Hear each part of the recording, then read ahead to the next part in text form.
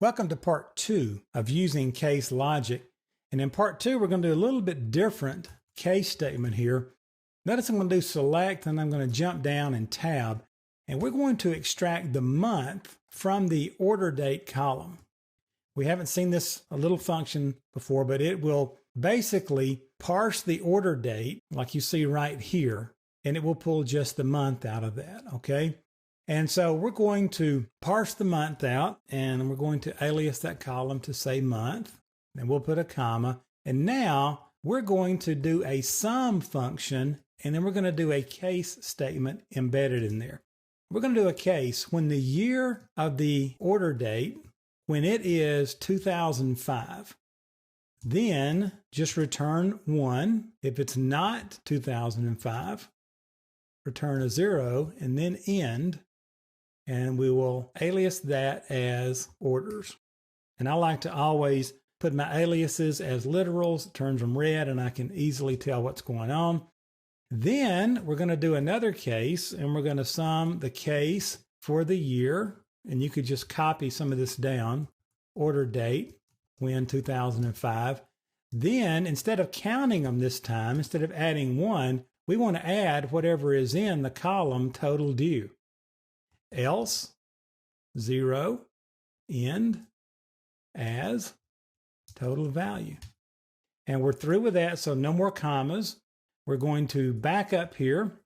We're going to tell it from, and then we're going to tell it where we're getting it. So we're getting it from sales.salesOrder header.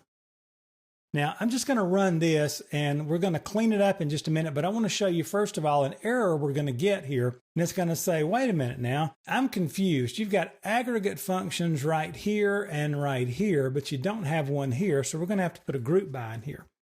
So I'm going to back this up, and we're going to group by month, order date, and then we're going to go ahead and order by month, order date.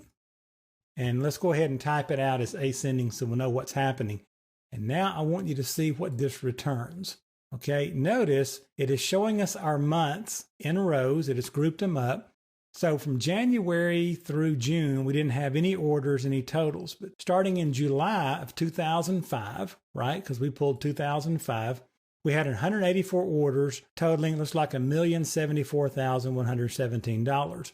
In August, we had 8 orders, and August we had 231 orders totaling this. And as you can see, as we move through, in November, we had 259 orders and so forth. Now let's go up here and change this to say 2007 and execute it again. And let's see what kind of differences we get. And notice we have orders for the whole year now. And I will pull this up so that we can see them. And notice how this is using case to arrive at groupings, basically. But there is a lot of power here for creating numbers, and especially with using this case in a kind of an inline column layout here, we can go through and systematically pull out all kinds of information on a row-by-row, columnar basis. I hope that makes sense. If this can make sense to you, if you can get your head wrapped around this, there is a lot of power here for how you can return rows and data back out to reports, because a lot of time you see reports trying to get this. Now, a lot of times you can get to these same places by using group bys and conditionals, but I found this to be very, very pliable, if you will, when you're trying to work all kind of conditions in there. And then you can variabilize a lot of these things and put them in store procedures as well. So anyway, this is a way you can use this case statement to really start to dig into your data and represent it in lots of cool ways. And not only are we using case, but we're also using some system functions here. We're also parsing out our date and pulling out the month. We're parsing out the date here. We're pulling out the year. A lot of things going on here.